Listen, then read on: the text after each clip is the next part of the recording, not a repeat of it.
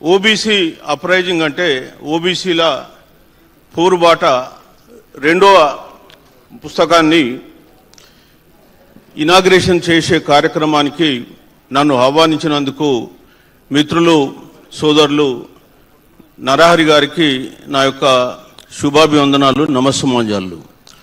అదేవిధంగా ఈ కార్యక్రమంలో పాల్గొంటున్నటువంటి పెద్దలు డయాస్ మీద చాలామంది ఉన్నారు. మరి అందరికి కూడా ఈ సందర్భంగా పేరు పేరున నమస్కారాలు తెలియజేస్తున్నాను.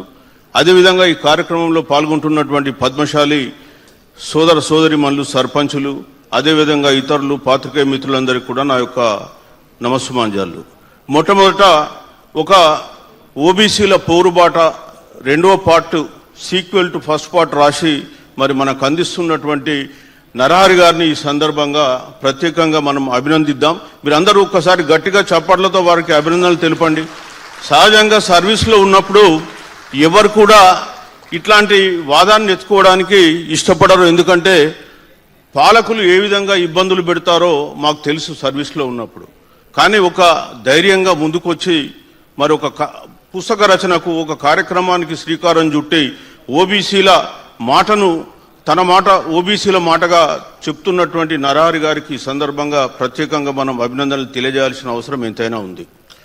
అట్లాగే ఈరోజు ఈ పుస్తక కార్యక్రమం పరిచయాన్ని నాకు వారు చేయమని చెప్పడం జరిగింది. అందుకు నాకు వారికి నేను ప్రత్యేకంగా అభినందన తెలియజేస్తున్నా. గతంలో కూడా ఓబీసీ పార్ట్ 1 కూడా ఇంట్రడక్షన్ కూడా నన్ను చేయమన్నారు, అప్పుడు కూడా నేను చేయడం జరిగింది. సో ముఖ్యంగా ఈరోజు భారతదేశంలో ఉన్నటువంటి సమస్య ఏంటంటే జనాభాలో 140 కోట్ల మంది జనాభా అనుకుంటే 80 కోట్ల మంది బీసీలు ఉన్నారు. సాధారణంగా రాష్ట్రంలో బీసీలు అంటాం, కేంద్రంలో ఓబీసీలు అంటాం. నార్త్ ఇండియాలో ఓబీసీ అనే పదం వాడుతూ ఉంటారు. ఎందుకంటే భారత రాజ్యాంగంలో బ్యాక్వర్డ్ క్లాసెస్ అనే పదాన్ని వాడినప్పుడు ఎవరా బ్యాక్వర్డ్ క్లాసెస్ అనే నిర్వచనం చెప్పమన్నప్పుడు కోర్టులు SC, ST and other backward క్లాసెస్గా మాట్లాడడం జరిగింది.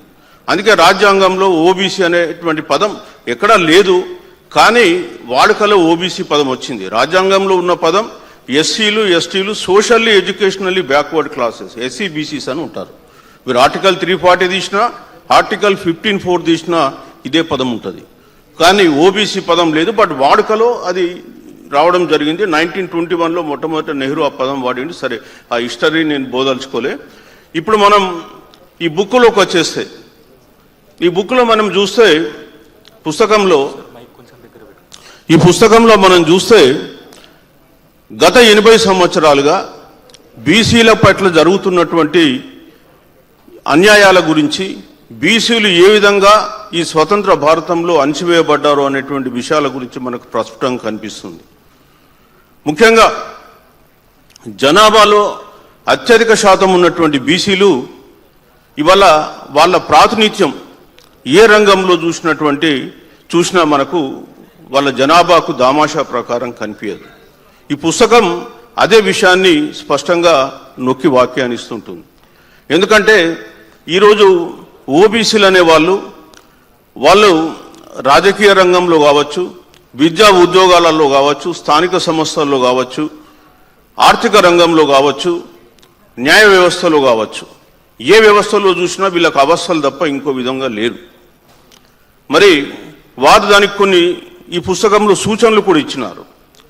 ముఖ్యంగా వారు అనేది ఏంటంటే ఇవాళ భారత రాజ్యాంగం ప్రవచించినటువంటి సామాజిక న్యాయం కానీ, కాన్స్టిట్యూషనల్ జస్టిస్ కానీ ఈ రోజు కూడా అన్ని వర్గాలకు అందలే. అందుకే వారు రిజర్వేషన్ ఇష్యూస్ పైన ఈ పుస్తకంలో ఎక్కువగా చర్చించడం జరిగింది. ఇవాళ భారతదేశంలో అమల్లో ఉన్నటువంటి రిజర్వేషన్ చట్టాలన్నీ కూడా మనకు మండల్ కమిషన్ ఆధారంగా, ఇందిరా సాహ్ని జడ్జిమెంట్ ఆధారంగా అమలవుతున్నటువంటి చట్టాలు. కానీ జనాభాలో మనం మండల్ కమిషన్ ఇచ్చినటువంటి లెక్క ప్రకారం 52%. అందుకే వారు ఏమంటున్నారంటే జనాభా దామాషా ప్రకారం ప్రపోర్షనల్ రిప్రజెంటేషన్ కావాలని చెప్పేసి వారు ఈ పుస్తకంలో రాయడం జరిగింది. మొట్టమొదట స్థానిక సంస్థల్లో తీసుకుంటే భారత రాజ్యాంగంలో ఈ స్థానిక సంస్థలకు రిజర్వేషన్స్ 73వ రాజ్యాంగ సవరణ, 74వ రాజ్యాంగ సవరణ ద్వారా వచ్చింది. అంతకుముందు లేకుండే.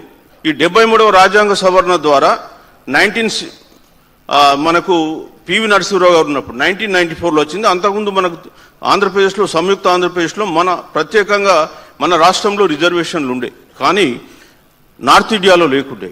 సో భారత రాజ్యాంగంలో మొట్టమొదటిసారిగా 73-74 రాజ్యాంగ సవరణ ద్వారా వచ్చినప్పుడు వాళ్ళు స్పష్టంగా ఒక బీసీలకు అన్యాయం చేసే మాట రాసిండ్రు. చాలా వరకు ఇక్కడ ఆర్టికల్ 243D అని పెట్టిండ్రు.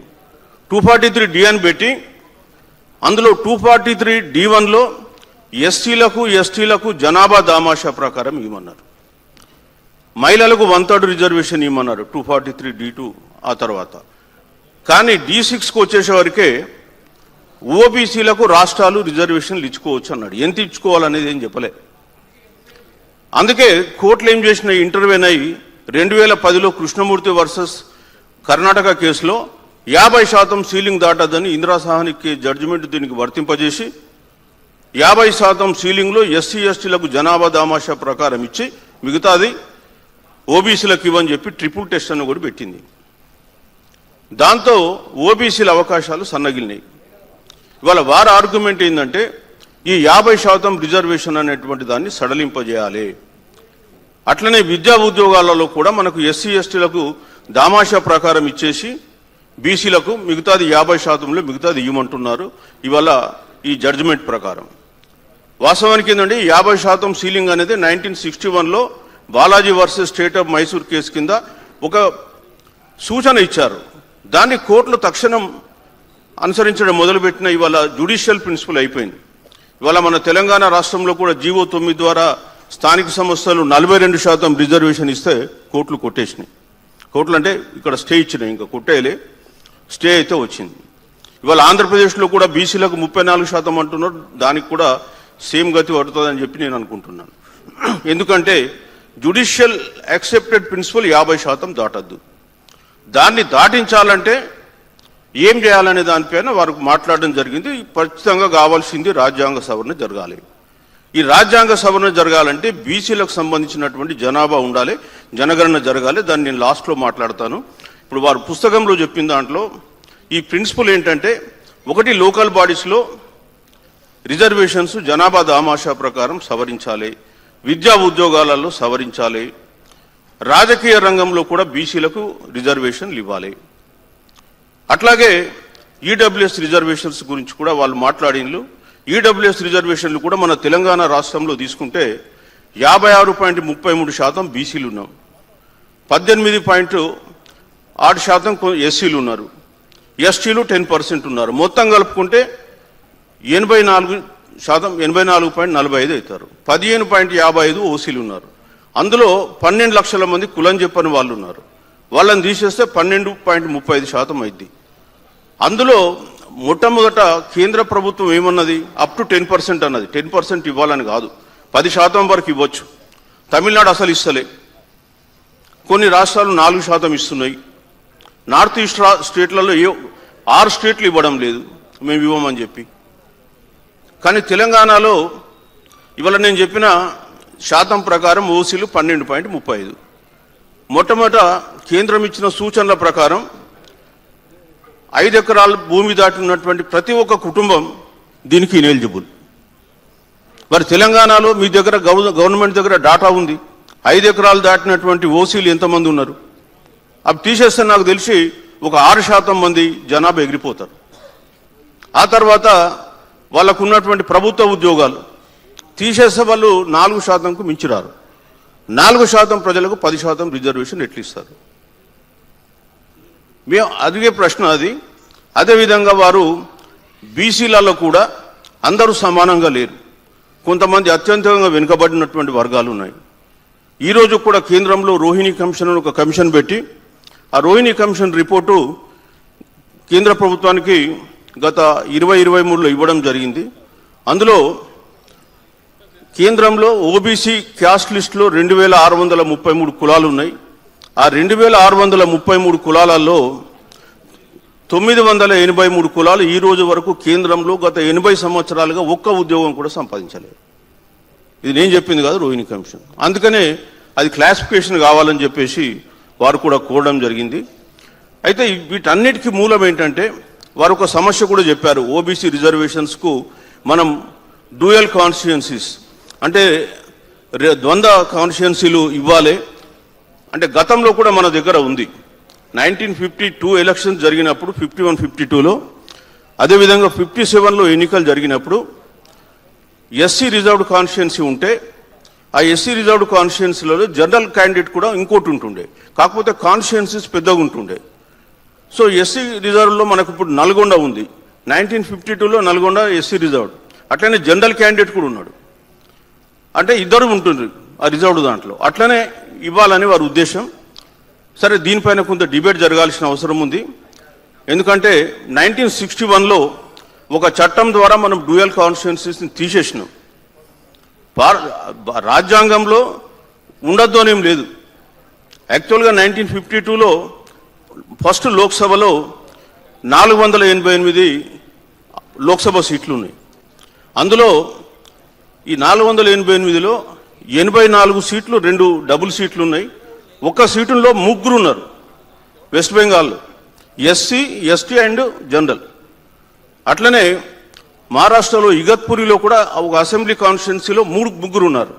సో తర్వాత దాంట్లో వచ్చినటువంటి కొన్ని ఇబ్బందులు మరి ఆ దృష్ట్యా తీసేసినారు. బట్ బీసీలకు రిజర్వేషన్ ఇవ్వాలన్నటువంటి దృష్ట్యా అది వారు చెప్పడం జరిగింది. అది వారు ఒక కొత్తగా ప్రతిపాదించారు. సో మరి వారికి ఈ ఇష్యూ పైన డిబేట్ జరగాలి. ఇవాళ బీసీల సాహిత్యం అనేది చాలా తక్కువగా ఉన్న కాలంలో ఇట్లాంటి పుస్తకాలు రావడం చాలా సంతోషకరమైన విషయం. నేను కూడా మీకు తెలుసు రెగ్యులర్గా విజయక్రాంతిలో ఆర్టికల్స్ రాస్తూ ఉంటా ఎవ్రీ మంగళవారం. అట్లనే బీసీలకు సంబంధించి ఇప్పటికే 3 పుస్తకాలు ప్రింట్ చేశా. సర్పంచులకు శిక్షణ సంబంధించి కూడా ఒక పుస్తకాలు ప్రింట్ చేశాను నేను. అదేవిధంగా వీడియో మా యూట్యూబ్లో ఎవ్రీ వీక్ ఒక వీడియో కూడా పెడుతున్నాం.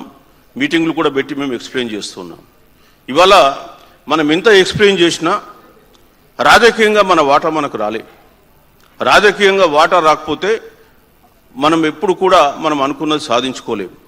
ఇవాళ అగ్రవర్ణాలు అధికారంలో ఉన్నారు కాబట్టి 4% ఉన్న జనాభాకు 10% రిజర్వేషన్ వాళ్ళు తెచ్చుకున్నారు. తెలంగాణ ఎవరి రాజ్యం అండి? అటుపోతే వెల్మా, లేకపోతే రెడ్డి. దీన్ని దొరల రాజ్యం అందమా? లేకపోతే పేరు మార్చేసి రెడ్డి వెల్మ నాడని చెప్పుదామా? తమిళనాడు లాగా, తెలుగునాడు లాగా ఇది ఒక రెడ్డి వెల్మ నాడని పేరు పెట్టుకుందామా? మరి అది పేరు పెట్టుకుంటే బెటర్ కదా. ఎందుకొరకు ఊరికి తెలంగాణ అందరు తెలుగు ప్రజలు మన అందరు రాష్ట్రమా ఇది? రాజకీయ అధికారంలో మనకు భాగస్వామ్యం లేనప్పుడు ఎందుకండి ఈ పేరు మార్చేసుకుందాం. ఒక తీర్మానం చేసి పంపితే అయిపోద్ది గవర్నమెంట్కు. అది ఒక ముఖ్యం. రెండవది, ఈరోజు మీకు రిజర్వేషన్ వాటా రావాలనుకున్నా మనకు జనాభా లెక్కలు చాలా అవసరం. ఇవాళ కేంద్ర ప్రభుత్వం చూడండి ఎంత మోసం చేస్తున్నారు. పచ్చి దగా మోసం. 1951లో నెహ్రూ గారు ఒక సిద్ధాంతపరంగా ఆయన కులగణకు ఒప్పుకోలే, కానీ కులగణన చేస్తామని స్టేట్మెంట్ ఇచ్చిన కేంద్ర ప్రభుత్వం ఇవాళ 2వ విడత కులగణన ఇక సెప్టెంబర్ 1కు స్టార్ట్ అయింది 4 రాష్ట్రాలలో. ఈ 4 రాష్ట్రాలలో అయ్యేటప్పుడు అందులో కాలం నెంబర్ 10లో ఎస్సీ ఎస్టీ తర్వాత కులం అడిగిండు. ఎస్సీ ఎస్టీ అనగానే నువ్వు ఒక వ్యక్తి వచ్చి అడుగుతాడు, ఎస్సీవా నువ్వు ఎస్టీవా ఇది ఏంటి అని. ఎస్సీ అనగానే అతను కంప్యూటర్ ఓపెన్ చేస్తాడు, ఎందుకంటే డిజిటల్ సర్వే ఇది, కంప్యూటరా లేక సెల్ ఫోనా. ఓపెన్ చేయగానే ఆయన కులం అడుగుతాడు. ఆయన కులం ఆ లిస్టులో ఉంటుంది. ఆ నంబర్ ఏదైతే ఉంటుందో కులంకి ఎదురుగా కోడ్ నంబర్, ఆ కోడ్ నంబర్ ఎంటర్ కాగానే ఆ కులం రికార్డ్ అయింది. ఎస్టీలకు కూడా అట్లనే రికార్డ్ అయింది. కానీ బీసీలకు వచ్చేసేవరకే నీ కులం అని చెప్పేవరకే ఇవాళ పద్మశాలినే తీసుకుంటే పద్మశాలి ఉన్నారు, పట్టుశాలి ఉన్నారు, శాలి ఉన్నారు, స్వకులశాలి ఉన్నారు, కుర్నిశాలి ఉన్నారు, రకరకాల శాలీలు ఉన్నారు. మరి ఏ శాలి తీసుకోవాలి? అక్కడ డాటా ఎంట్రీ అప్పుడు కూడా శాలి అంటే ఎస్ఏఎల్ఐ ఓడి కొడతాడు, ఎస్హెచ్ఏఎల్ఐ అని ఇంకోటి కొడతాడు. ప్రతిది కూడా ఒక కులం అయింది. 2011లో ఇట్లాగే జరిగితే 46,000 లక్షల కులాలు వచ్చినాయి ఈ దేశంలో. అందులో ఓబీసీ ఎవడో తెలియదు, ఏం తెలియదు. ఆ లాస్ట్కు 2011లో సోషో ఎకనామిక్ క్యాస్ట్ సెన్సస్ తీసుకెళ్లేసి దాన్ని సమాజ్ చేసేశారు. 5,000 కోట్లు ఖర్చు పెట్టి. ఇవాళ అదే పని చేయబోతుంది కేంద్ర ప్రభుత్వం. సో బీసీలకు వాళ్ళ కులాల లెక్కలు, వాళ్ళ జనాభా లెక్కలు తెలియనంత వరకు మన వాటా మనం అడగలేము. కాబట్టి అది తెలియకుండానే వాళ్ళ ప్రభుత్వాలన్నీ కూడా పనిచేస్తూ ఉన్నాయి. దీని అన్నిటికీ కూడా మనం చేయవలసింది ఏంటంటే ఒకటి మనకు రాజ్యాధికారం కావాలి. ఇవాళ తెలంగాణ రాష్ట్రంలో గత 16 అసెంబ్లీ ఎన్నికలలో 1741 అసెంబ్లీ స్థానాలకు ఎన్నికలు జరిగితే మనం బీసీలు గెలుచుకునే 277, పద్మశాలీలకు జనాభా దామాషా ప్రకారం రావాల్సింది 64, గెలుచుకున్నది 21, మిగతాదంతా లాస్. ఒక్క రెడ్డి కమ్యూనిటీ 578 సీట్లు సంపాదించుకున్నారు. బీసీలకు వస్తే 277. ఓసీలందరూ కలిసి 55% సీట్లు సంపాదించారు తెలంగాణలో. బీసీలందరూ కలిసి 15%. అంటే 15% జనాభా ఉన్నోడేమో 52% సీట్లు సాధిస్తాడు, 56%. 56% జనాభా ఉన్నోడు 15% సీట్లు సాధిస్తాడు. ఎస్సీ ఎస్టీల కంటే వాళ్ళకు జనాభా దామాషా ప్రకారం రిజర్వేషన్ ఉంది.